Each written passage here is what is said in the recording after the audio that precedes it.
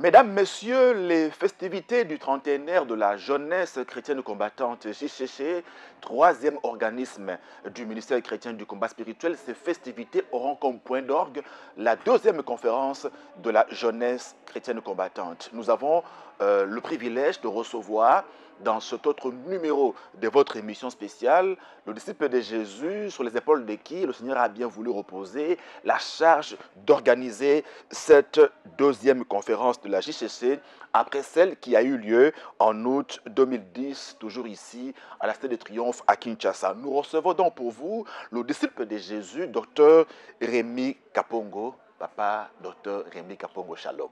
Shalom, cher bien-aimé Tenda. J'allais presque dire, c'est avec tremblement que je vous reçois, parce que vous êtes parmi nos formateurs à la jeunesse chrétienne combattante. Vous êtes l'une des figures des proues de la JCC, non seulement en RDC, mais également à travers le monde. Nous sommes donc passés par vos mains. Que Dieu vous bénisse abondamment. Merci, par la grâce de Dieu. Merci. Vous avez quel sentiment à ce moment précis où nous fêtons le 30 ans de la JCC, vous qui avez passé 27 ans à la JCC? Eh bien, nous avons le sentiment de joie, ce sentiment-là de se précipiter à pouvoir dire ce que ce Dieu-là fait en nous. Nous avons été informés, formés, transformés, mais ce n'est pas tout le monde qui est au courant de ce que ce Dieu-là fait comme merveille dans nos vies. Et donc, à l'instant où je vous parle, je me dis si ça pouvait déjà commencer même aujourd'hui, pour qu'on puisse faire sortir ce qu'il y a en nous, de sorte que le peuple de Dieu soit béni. Donc, c'est vraiment ces sentiments-là qui nous animent, sentiment de joie, sentiment de vite que les choses commencent. Nous nous sentons sécurisés par le Seigneur. Et donc, nous avons à dire, la jeunesse a à dire, la jeunesse a à débiter. Donc, bref, voilà. Qu'est-ce qu'elle a à dire, cette jeunesse-là à laquelle vous faites partie? Mais effectivement, cette jeunesse a à dire parce que il y a un verset, mais un passage qui a inspiré nos parents de Rêve Mémoire lorsque le Seigneur leur avait demandé de pouvoir créer la jeunesse chrétienne combattante. Et ce passage-là, je crois, dans Luc, c'est écrit par la bouche des enfants et de ceux qui sont à la mamelle. J'ai fondé ma gloire pour imposer silence à l'ennemi. Et donc, nous, cette jeunesse, hier enfant, aujourd'hui papa, hier jeune, ainsi de suite, nous sommes passés par ce message. Et le Seigneur a eu à imposer silence à l'ennemi. Alléluia. Non seulement à l'ennemi, mais vous savez, même au vindicatif. Quand on dit un vindicatif, c'est quelqu'un qui cherche à se venger. Nous sommes nés des familles différentes. Parfois, nous ne sommes pas responsables de ceci ou cela, parce que papa a fait ceci, parce que maman a fait cela. Et finalement, les ténèbres s'est organisées pour pouvoir se venger. Et chez qui? Chez leur descendance, sur leur progéniture. Et donc, grâce à ce puissant message, l'ennemi s'est tué et les vindicatifs s'en est fui. Et donc, comment ne pas être dans cette joie-là de pouvoir dire que nous n'avons pas à dire. Et vous parlez voilà, avec beaucoup de conviction, avec beaucoup de détermination. Tout à fait. Alors, ouvrez-nous un peu un pan de voile sur ce silence-là que vous avez vécu dans votre vie. Mais écoutez, voilà, moi, dans ma vie, je ne connais pas mon père. C'est un problème, hein? Tout simplement parce que les ténèbres s'étaient organisées de cette manière-là, imposant ma mère, que j'aime beaucoup, ma mère biologique, à pouvoir avoir les enfants de manière éparpillée, et à mon tour, jusqu'au point de ne pas savoir qui était l'auteur de la grossesse. Vous imaginez? Or, la Bible déclare, les parents sont une bénédiction pour leurs enfants, soyez contents, le père doit instruire, la mère doit encadrer, ainsi de suite. Dès lors que tu arrives sur cette terre avec un parent qui n'existe pas, vous imaginez qu'est-ce que l'ennemi peut avoir comme plan mauvais sur ta vie? Voilà. Mais serait-ce un exemple? Bon, je tombe, je constate tout autour de moi que, bon, voilà, j'ai une mère, bon, j'ai mes soeurs, j'ai mes frères, je suis quatrième d'une famille, on est né à 8. Et puis les premiers décèdent, et puis les deuxièmes décèdent, et puis les troisièmes décèdent. Moi, De je suis quoi? quatrième. De quoi mourrait-il? Ils sont en train de mourir, des maladies, parfois de façon compliquée, de façon miraculeuse, on ne comprend pas très bien. Ça me saute. Pourquoi ça devait me sauter alors que je ne priais pas encore à l'époque? Ça touche les derniers qui sont encore décédés, ainsi de suite. Vous imaginez dans une famille comme ça, qu'est-ce que vous allez me dire? Même si on demandait à celui qui ne prie pas, quelqu'un qui passe la rue, regardez un peu l'exemple d'une famille où les gens sont en train de mourir comme ça, tout le monde va comprendre qu'il y a un problème. Donc, par rapport à ça, il y a un ennemi qui est là, qui est responsable de cette situation-là. Et donc, voilà un exemple pour vous dire que non, les ennemis, il y en a dans tous les domaines, dans tous les aspects, dans tout... Alors, vous arrivez à la JCC, il y a 27 ans, comment le Seigneur impose silence à cet ennemi-là? Merci beaucoup. Lorsque j'arrive à la JCC, c'était au cours du premier café chrétien qui s'était tenu, je crois, en 1995. C'était au parc. Au parc, oui, c'était ça. Et donc, j'arrive, il y a un bien-aimé qui m'invite, qui dit, Rémi, est-ce que tu peux venir? Il y a un rassemblement de jeunes, viens un peu écouter ce qui est en train d'être dit là-bas. Je suis arrivé là-bas et lorsqu'on parlait, j'ai vu des jeunes s'exprimer, j'ai compris directement que ma place était ici. Et la semaine qui a suivi, j'ai directement commencé les enseignements.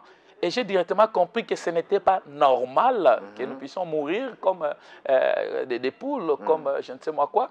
Et je me suis accroché à ce Seigneur. Le Seigneur m'a parlé directement qu'on ne parlera plus des morts dans ta famille. Alléluia. Alors que les autres enfants n'avaient pas encore connu le Seigneur.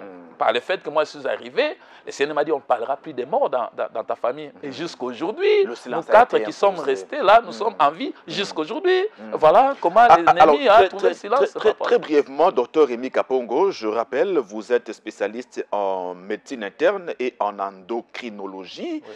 Vous êtes donc une figure, je l'ai dit, de proue à la JCC, c'est avec beaucoup de respect que nous vous recevons. Alors, comment êtes-vous devenu justement médecin, vous qui n'avez pas connu votre père?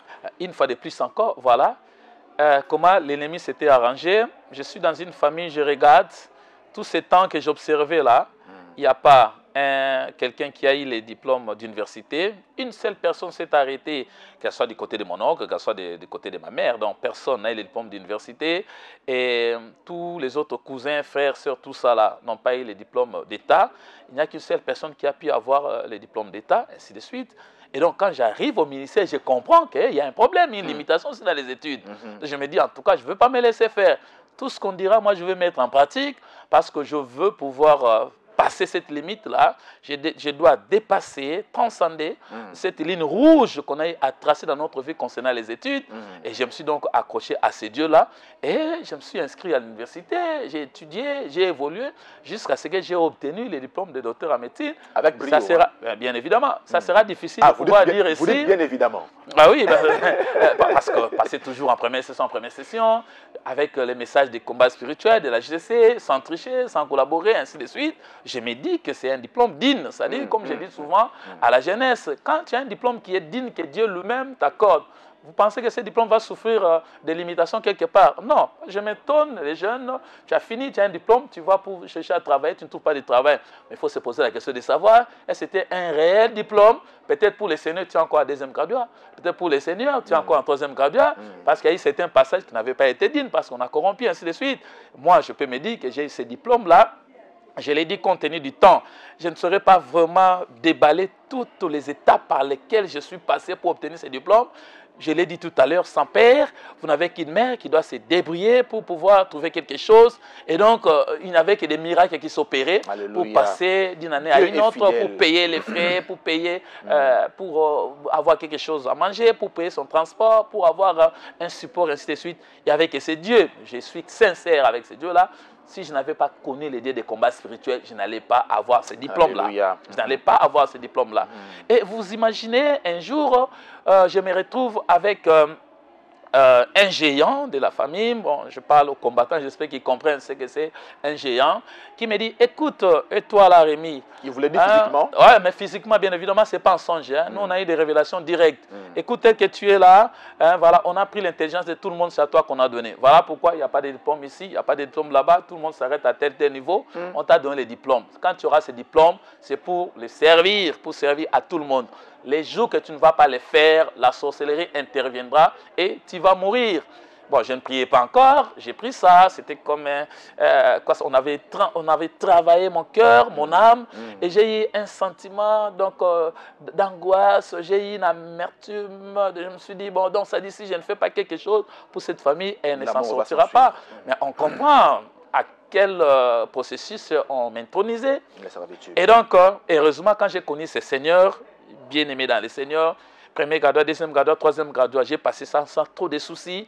Mais quand je suis arrivé en premier doctorat, en 4e année de médecine, aussitôt que j'ai connu les seigneurs, tout s'est bloqué parce qu'il fallait qu'on bloque le processus là, parce que je connaissais maintenant les seigneurs. Et donc, un jour, ma mère va chercher, va voir ces géants-là, il ne savait pas qu'il était géant, pour lui dire, est-ce que tu ne peux pas m'aider à trouver quelque chose pour aider ton neveu à pouvoir évoluer dans ses études? Il a dit, jamais je ne peux le faire.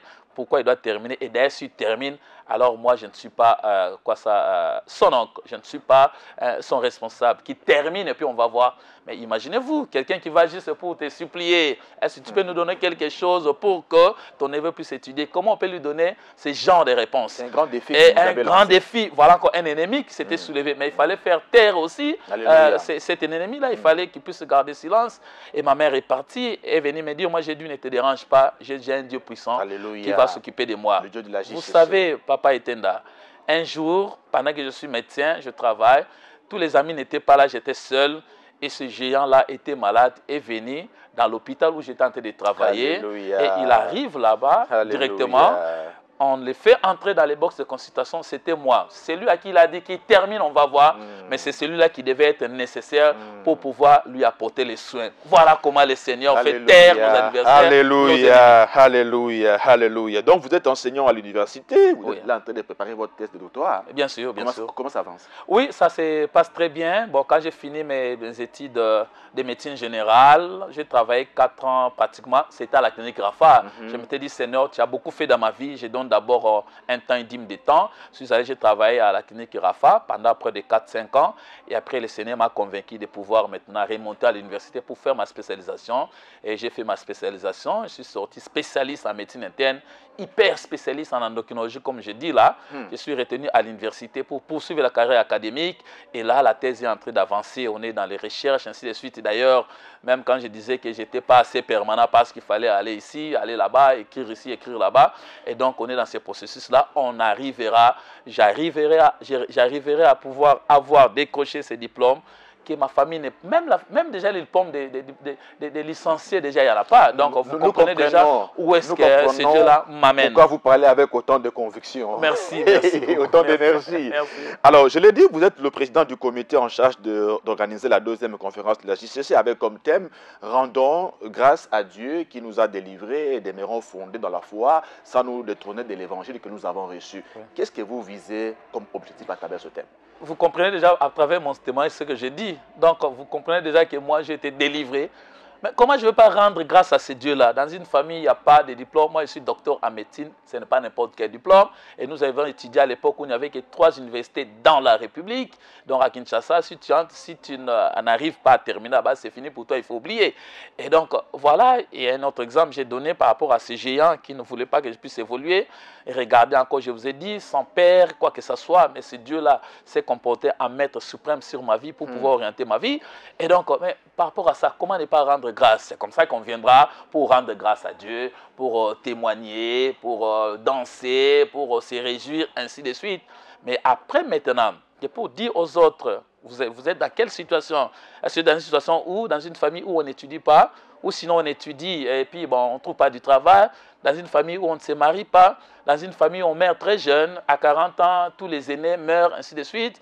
Et donc, nous avons été enseignés, nous avons utilisé ces messages-là comme tels, coup de chapeau à nos pionniers, c'est que les gens que nous avons trouvés, à commencer par Maman Bernadette, Papa Auguste, Papa Bongo, Papa Noé, salutations particulières à Papa Noé qui m'a donné les affaires, qui m'a donné la maintenance. Écoutez, et donc ils nous ont donné tous ces messages-là. Et après, il y a eu une autre génération de Papa Dédé, de Papa Emmanuel Bouki, il y a eu tous ceux qui étaient avec. Quatrième génération. Donc moi, en fait, nous, on vient un peu troisième, hein, pratiquement. Donc, troisième génération. Parce qu'après, vraiment, les patriarches vrais, parce que moi, c'est par rapport à toi, mais les vrais sont là, hein, Papa qui ne sont pas Noé, Papa Bongo, Maman Bernadette. Et puis, il y a les autres qui ont suivi, qui nous ont vraiment encouragés.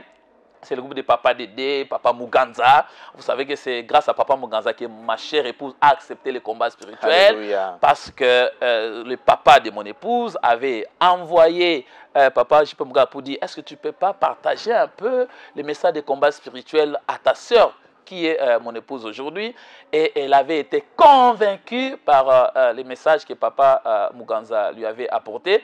Et dans tous ces groupes-là, et après, bon, nous sommes arrivés pour faire tout ça. Donc, alors, ils nous ont enseigné, de la même manière qu'ils nous ont enseigné, nous avons gardé ça, nous avons communiqué ça à vous. Et donc, nous voulons dire à la génération qui suit, vous n'avez pas à changer de stratégie. Vous n'avez pas à changer des règles de jeu. Alléluia. Parce que les règles du jeu nous ont amenés là où nous sommes. Ne changez rien. Effectivement, nous sommes assez préoccupés. Nous n'allons pas tout faire. Nous devons quand même passer un peu le relais pour que les autres aussi puissent prendre des choses en main. C'est l'heure du passage de relais. Mais bien évidemment, en fait, ça s'est toujours fait au fur et à mesure, mais nous voulons de manière un peu officielle, de manière un peu solennelle, de manière un peu pathétique, là, montrer qu'on ne sera pas toujours là. C'est de gaieté de cœur ou par la force des choses? Je viens de le dire, c'est parce qu'on ne sera pas toujours là. Écoutez, aujourd'hui, vous savez, une fois, papa, maman Olengue-Thérèse, mais moi, généralement, quand on était encore à la bergerie, nous envoyait dans plusieurs maisons pour soutenir nos papas, nos mamans dans la prière. Et quand on allait là-bas, on revenait souvent pour dire, maman, mais écoutez, mais quand nous allons là-bas, ils ne participent même pas avec nous dans la prière, ils ne font que dormir, et même les enfants ne participent pas à la prière. Et il dit, non, c'est pour ça que je vous ai envoyé là-bas. Ils sont occupés, non? Quand quelqu'un sort à 5 h du matin pour rentrer à 22 h et tout ça là, physiquement il est fatigué. Même si son esprit est disposé, mais son corps ne saura pas. C'est pourquoi je vous ai amené là-bas. Aidez-les dans la prière. Le Seigneur va les bénir et le Seigneur va vous bénir aussi. Je donne cet exemple pour vous dire qu'aujourd'hui, c'est ce que nous constatons aussi. Je sors à 5 h, je rentre à 22 h. Parfois, je suis fatigué. Est-ce que j'aurai toujours le temps d'encadrer, de venir ici à temps pour encadrer la jeunesse? J'aurai toujours le temps de venir orienter, ainsi de suite. C'est difficile. Donc, nous constatons que nous sommes de plus en plus occupés et qu'on ne saura toujours pas être là. Et il faut alors qu'il y ait une autre génération qui doit prendre les choses aussi à main, travailler comme nous avons travaillé, et donc en suivant les mêmes règles, on ne se détourne pas. Mais par rapport à ce que Dieu a fait dans votre vie, par reconnaissance, vous ne pouvez pas créer de brèches de temps pour ce Dieu-là. Mais écoutez, moi j'ai fait même avec l'Éternel. Vous savez, malgré mes occupations, j'avais pris l'engagement de pouvoir encadrer l'intercession des travailleurs. Il y a une intercession des travailleurs. Nous bénissons encore papa et maman Olengue, parce que maman nous avait dit, la JCC à chaque étape passe d'une dimension à une autre. Il y avait une première dimension où, bon, on a fait venir les jeunes enfants, des mimosas, venez, on va commencer à vous parler de Dieu, et puis on est parti. Et après, il y avait une génération où maintenant, il fallait aller à l'université. Quand tu dis que je suis étudiant, même en G1, c'était extraordinaire. On y est parti, vous vous souvenez à l'époque. Et après, il y a eu un moment donné où maintenant, on avait des diplômés, des universitaires. À l'époque, je me souviens, Maître Olivier qui voulait toujours dire, quand c'est maître, c'est moi. Parce qu'effectivement, il était encore seul, et tout ça là. Mais après, on s'est mariés, vous êtes mariés, tout ça. Et après, maintenant, maman nous a dit, vous êtes déjà passé par plusieurs étapes. Nous voulons maintenant que vous puissiez continuer à approfondir la prière pour que vous puissiez maintenant entrer dans la vie active, impacter la communauté, la société. Vous devez devenir des ministres, vous devez devenir, je ne sais pas, des DG, vous devez devenir des directeurs. C'est ce que maman nous a dit avant qu'elle ne meure. Et c'est comme ça que cette intercession est née. Alors on cherchait qui on devait prendre pour qu'il puisse animer cette intercession. Bon, lorsqu'on m'a abordé, je me suis mis en prière. Le Seigneur m'a dit, tu as tous les atouts pour pouvoir encadrer cette jeunesse-là. Tu as eu des études qui ont été bonnes, tu as trouvé du travail, tu t'es marié, tu évolues dans la vie courante, sur le plan professionnel, tu es bien placé pour pouvoir encadrer cette génération, cette intercession-là. Voilà pourquoi j'avais dit au Seigneur, je ferai un effort tant que je suis à Kinshasa pour pouvoir être toujours là. Et donc moi, je continuerai toujours à servir Dieu dans cette intercession-là. Ce n'est pas que passage à relais, c'est fini, on ne fera plus rien, on sera toujours là. Alors, vous avez formé beaucoup de jeunes. Êtes-vous garanti que la relève sera efficacement assurée, que l'on est en train de maintenir le cap? Oui, c'est l'œuvre du Seigneur. Nous n'avons pas aidé Dieu. Il sait que de plus en plus, bon, il nous a utilisés, il nous utilise pour autre chose. Mais l'œuvre, son champ ne doit pas rester vide. Et donc, il va susciter. Il y en a déjà, sûrement, peut-être parce qu'il ne se manifeste pas, peut-être parce qu'il y a encore des activités que nous tenons, que nous dirigeons, que nous orientons, mais rien à faire. Le Seigneur ne peut que mettre à la disposition de la jeunesse. La qualité de la relève vous rassure? Ça nous inquiète. Moi, j'ai confiance en Dieu. Mais je peux être inquiet parce que quand je vois comment moi je venais à l'intercession, quand je vois comment chaque fois qu'on annonçait une retraite, l'engouement avec lequel j'avais, moi je venais parfois attendre l'intercession commence à 14h, moi je viens à 12h30, c'est ça ce que je vois. On voyait les retraites où on passait parfois 2 semaines dans la retraite, vous entrez avec les garçons de l'affermissement, filles affermissement, garçons maintenance, filles maintenance, ça ne nous fatiguait pas. Et puis on restait dans la vision des papa et de maman Oling, nous habitions la maison de maman Oling qui nous disait ce que nous devions faire. Et donc, c'est ça ce qu'on veut. On ne veut pas qu'on puisse copier des choses. Et effectivement, chaque structure, chaque église fait ce qu'il peut faire selon la vision que Dieu a donnée. Nous avons aussi notre vision. Les églises, à l'époque, nous enviaient toujours, chaque fois qu'on était dans les organisations. Nous n'avons pas dit que ce que les églises font, c'est mauvais, mais ils ont leur vision. Nous avons aussi notre vision, notre manière de conduire des prières, notre manière de parler à la jeunesse, comment on marche, comment on se comporte, comment on trouve un fiancé, une fiancée, comment on étudie, c'est comme ça. Nous avons notre mode de vie. Nous avons notre mode de vie. Merci de m'avoir prêté ces mots. Et ces mots de vie doivent rester comme tel.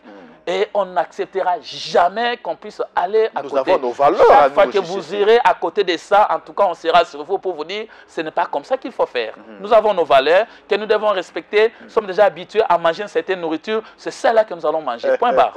Docteur Rémy, vous êtes... je voudrais que vous nous mettiez un peu la puce à l'oreille par rapport à la deuxième conférence, la configuration en termes d'orateurs. Est-ce qu'il s'agira des enfants de la maison ou bien il s'agira des orateurs extérieurs? Bon, écoutez, jusque-là, on n'a pas encore fait un programme formel. Je crois peut-être que cette semaine, les choses vont se préciser. Mais généralement, ça sera les gens qui ont une certaine expérience avec ce Dieu des 30 ans de la JCC. Je crois que globalement, ça sera comme ça. Mais bon, le Seigneur va nous conduire. On va voir quel est le programme qui sera fait pour qu'on puisse avoir des messages forts, des messages basés sur des témoignages par le fait qu'on a eu à utiliser les enseignements de la jeunesse chrétienne combattante. En fait, c'est ça même la logique. Vous nous avez dit que vous faites partie de la 3e génération d'encadreurs JCC. Dites-nous un peu, quel est le rôle que joue la première génération, la deuxième et la vôtre dans ce qui se fait actuellement comme préparatif des festivités de 30 ans? Dans ce qui se fait comme préparatif, bon, la première génération est là pour nous conseiller, pour nous remettre un peu sur... Vous savez, la JCC, c'est la discipline, c'est le respect. Je suis ce que je suis. Je peux avoir des gens qui sont sous mes ordres au travail sur le plan professionnel. Je donne des ordres, je dirige les papas, je dirige les mamans, ainsi de suite. Mais à la jeunesse chrétienne combattante, il y a une certaine discipline. Quand je suis devant les pionniers, je m'incline. Ils sont là pour nous dire, voilà ce qu'il faut faire, voilà comment il faut se comporter, voilà comment il faut se diriger. On est là par rapport à ça. La deuxième génération, ils sont totalement impliqués. Ils sont à Kinshasa? Ils sont impliqués. Bon, jusque-là, ils ne sont pas encore à Kinshasa, mais à un moment donné, on avait reçu quand même un papa Bongo qui était passé, qui a même eu à avoir quelques séances avec les comités d'organisation, ainsi de suite, qui a encouragé, ainsi de suite. Donc, ils sont impliqués, que ce soit de loin ou de près, ils sont impliqués, de même pour la deuxième génération et de même pour nous aussi. J'ai vu papa Jonathan faire la sensibilisation au podium. Plusieurs fois, il est passé pour exhorter dans nos réunions, ainsi de suite, tout ça. Donc, on est impliqué, c'est tout le monde. Il n'y a pas de raison. En fait, 30 ans, ça concerne tout le monde. Tout le monde est là, tout le monde est là, ne vous en faites pas. On est tous là, on est tous là. Merci, docteur. Je voudrais qu'on termine par votre message à la JCC, à toute la jeunesse du monde entier, qu'elle soit chrétienne ou pas chrétienne, mais également aux parents par rapport à ces 30 ans. Oui, à toute la jeunesse, je vous demande de venir. Venez nombreux. vous allez écouter ce que cette jeunesse chrétienne combattante a comme expérience avec le Dieu des papas et des mamans Olang. Venez, venez nombreux, je n'ai pas de commentaires à faire. Si tu hésites encore et tout ça là, pendant cette semaine, tu peux t'apprêter vite, vite, tout ça là, nous rejoindre. Si vous êtes ici à Kinshasa, il n'y a pas de raison. Pratiquement les écoles ont presque déjà fermé. Les étudiants, nous savons toujours comment nous pouvons nous débrouiller. Venez, vous allez écouter. Vous allez écouter les gens qui étaient plus malheureux que vous l'êtes aujourd'hui. Et c'est que ce Dieu-là a fait dans leur vie. Les gens qui ne savaient pas avoir de quoi manger. Les gens qui n'avaient qu'un seul pantalon. Il entre dans un taxi-bis et puis voilà, il y a un clou, disons, sur le banc qui arrache son pantalon, ainsi de suite et tout ça là. Venez écouter les gens qui étaient célibataires, les gens qui n'avaient pas de diplôme. Venez et venez écouter. Vous ne serez pas déçus. Ceux qui sont à l'extérieur, si vraiment vous n'avez pas l'occasion de pouvoir être là, vous déplacer, nous disons gloire à Dieu, mais vous allez suivre ça en direct avec cette équipe aussi organisée des papas éteints à toute l'équipe. Nous savons que les messages vont vraiment vous parvenir, ou bien tous les messages vont vous parvenir. Et aussi maintenant aux parents, écoutez, peut-être que votre enfant ne veut pas venir, tout ça là, vous allez être un point de contact, venez. On dit toujours attention à la porte des enfants. Parce que c'est par cette porte-là qu'il y a entre les rois et les princes. Chers parents, c'est par la porte des enfants que vous avez été détruits. Venez, vous présentez, vous allez être un point de contact pour votre enfant et il ne servira plus jamais des portes par lesquelles vos ennemis et les vindicatifs vont entrer. Et par contre, si vous venez nombreux pour écouter tout ce que nous allons dire, vous allez aussi imposer silence à l'ennemi et aux vindicatifs. Oh my God. Là, nous viendrons aux 30 ans pour imposer silence aux ennemis et aux vindicatifs. C'est très fort, hein? Docteur Rémi, je manque de mots, mais avec émotion, je vous dis merci. Je vous en prie, c'est moi qui vous remercie. Je remercie toute l'équipe au nom du Seigneur. Merci également à vous de votre attention. Avez-vous un ennemi? Avez-vous un vindicatif? Eh bien, donnez-lui encore quelques jours. Pendant les 30 ans, vous verrez comment le Seigneur va imposer silence à tout ce monde-là. Merci de votre attention. On se retrouve prochainement pour un autre numéro de votre émission spéciale 30 ans, jeunesse chrétienne combattante. Dieu vous bénisse.